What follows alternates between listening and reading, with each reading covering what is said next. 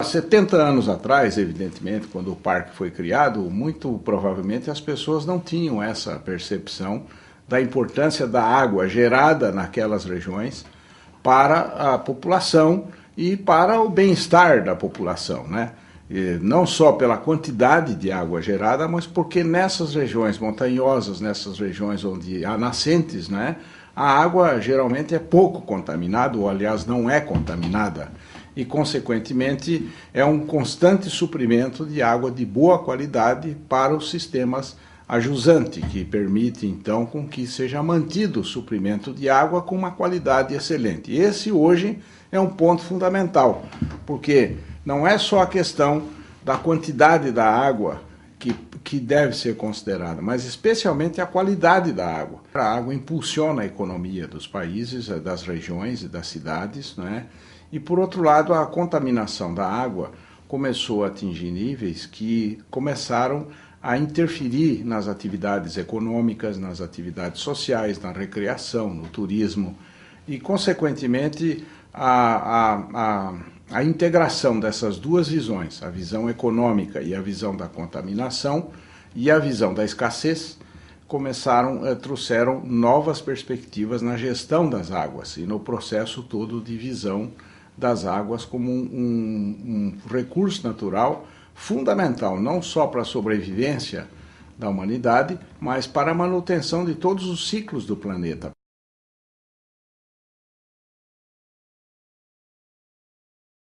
Os primeiros visitantes de Itatiaia certamente foram os índios puris, né, que foram os primeiros habitantes que a gente tem notícia daquela área e que aos poucos foram sendo encurralados na parte mais alta da montanha por pressão dos fazendeiros, do processo da colonização. E depois disso, né, depois que eles deixaram de existir, certamente os moradores da região, principalmente de Aiuruoca, que é a vila mais próxima, porque você tem uma vista da montanha, né, das Agulhas Negras, a partir de Aiuruoca, do Pico do Papagaio, que é um lugar relativamente acessível, é possível ver todo o Planalto. Então as pessoas certamente tinham curiosidade, né, por conhecer, e a gente tem o primeiro cientista, entre aspas, a fazer a pesquisa, um morador de Aiuruoca, que foi o Franklin Macena, e ele era muito jovem, e ele comenta que subiu com seu pai. Então já devia haver uma visitação lá no alto. E é interessante falar do Macena, né, porque ele foi o primeiro a escrever um texto sobre a montanha, inclusive com a primeira imagem que a gente tem da montanha. Ele entregou o manuscrito para o Instituto Histórico e Geográfico Brasileiro com 2 belíssimos desenhos à mão, que estão lá guardados até hoje, né, só que o texto ficou inédito até 1871, ele fez a pesquisa em 1856 e por um período muito grande ninguém teve conhecimento disso. Talvez porque ele fosse um jovem inexpressivo no cenário das pesquisas. E a publicação desse texto é que vai chamar a atenção de todos os outros visitantes naturalistas famosos que a gente conhece hoje. Então, ele deu início oficialmente ao montanhismo, porque eu tenho certeza que ele fez a escalada das agulhas, né, do pico, e a pesquisa científica sobre Itatiaia.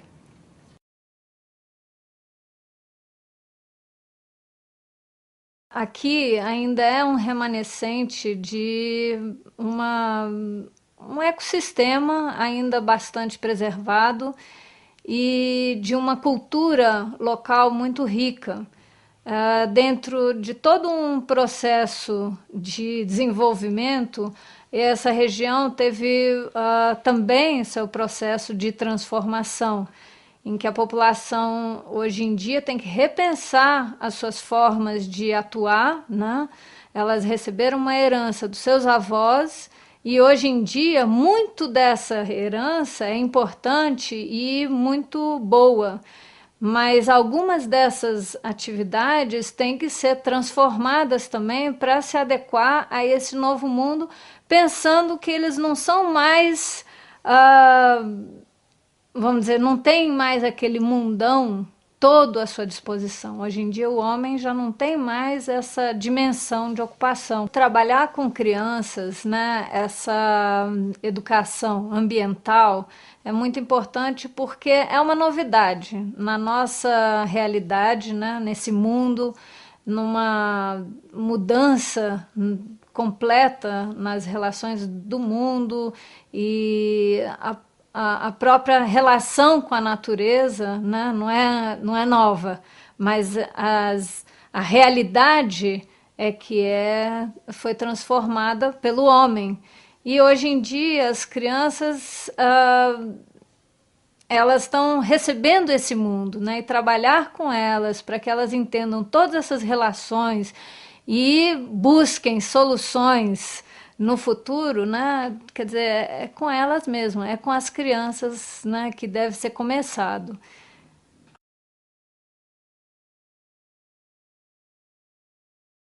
Itatiaia tem vários motivos para ser um parque nacional. Tem muita importância biológica, porque está situado na Mata Atlântica e, além de estar situado na Mata Atlântica, aquela região é particularmente importante quanto à biodiversidade. E, além disso, tem um aspecto paisagístico notável.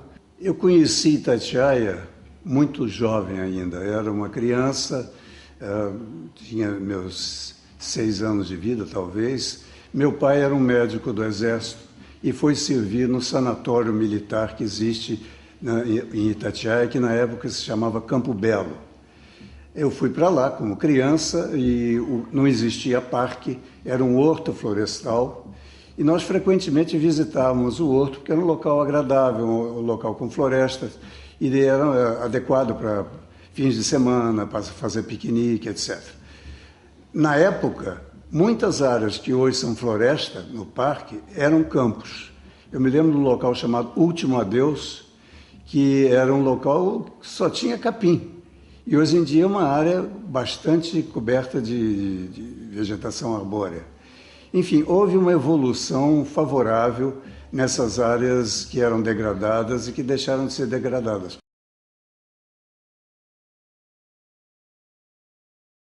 As pessoas vinham para cá passar férias, né? As fazendas se transformaram em hotéis, fazendas, e isso foi a atração turística para Itatiaia, porque era uma cidadezinha calma, muito simples, e vinham até de trem para cá e faziam o turismo, iam até o horto florestal na época, né, para visitar, e isso a população de Itatiaia recebia com muita atenção o turista.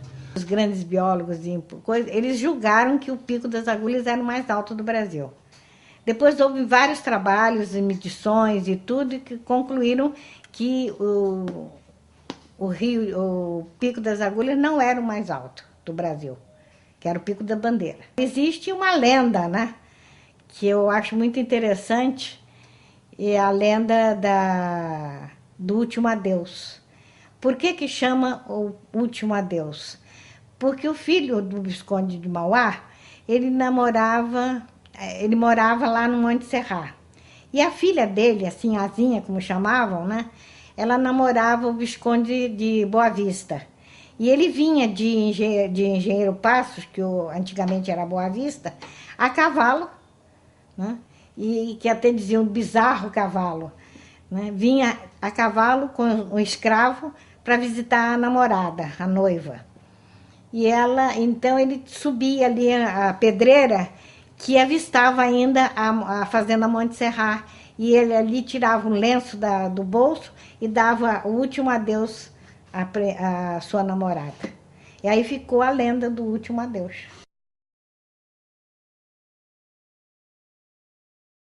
As rochas aqui de Itatiaia, elas têm uma particularidade, um pouco uma composição diferente do resto da Serra da Mantiqueira, né?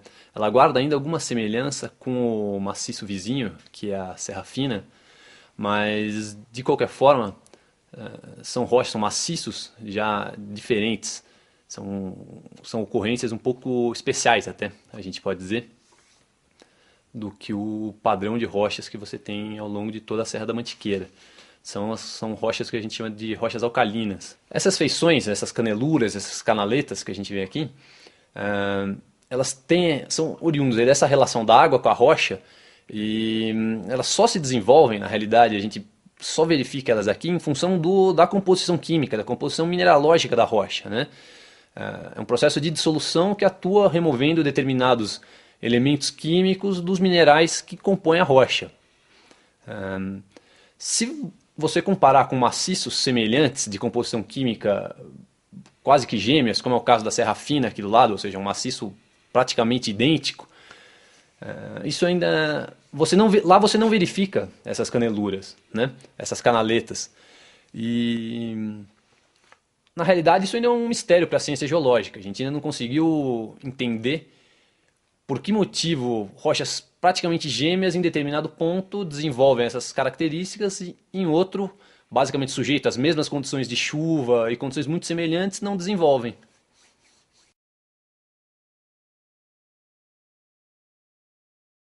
Então, dentre as rubiáceas, que é a família do café e do genipapo, que são as espécies mais conhecidas da família, no Itatiaia nós encontramos duas que despertaram maior interesse, que são a Índisia glabra, que é uma espécie endêmica do Itatiaia, só ocorre no Parque Nacional do Itatiaia, mais especificamente na parte alta, na vertente sudeste das Prateleiras.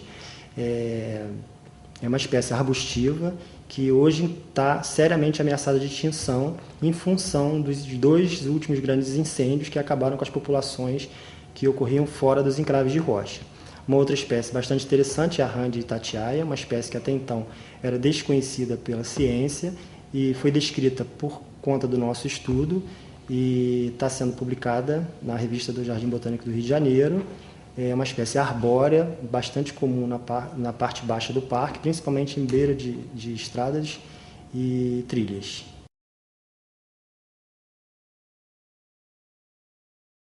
Essa nova exposição do Centro de Visitantes é importante porque a pessoa que vem aqui no parque vai ter oportunidade de conhecer o ambiente desses animais, como eles vivem, né?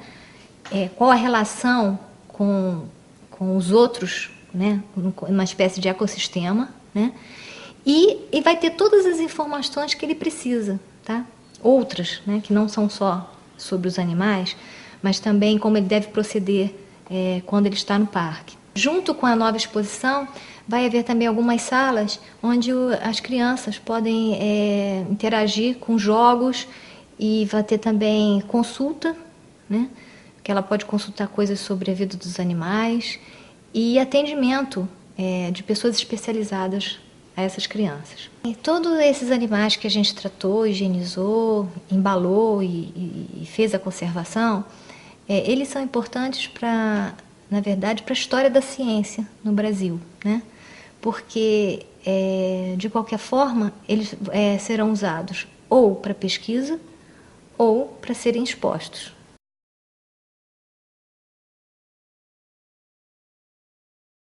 Eu sou filha de um funcionário do parque. Meu avô veio para cá na década de 40, quando meu pai tinha 8 anos. Ele veio para trabalhar na usina do parque, era o Sebastião Vieira. Depois meu pai cresceu aqui dentro, casou.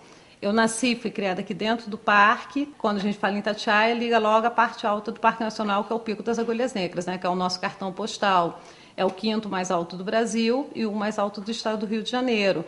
E para quem gosta de escalar, tem tudo perfeito. Cordas, baudrier, mosquetões, isso todo mundo tem que ter um material mínimo.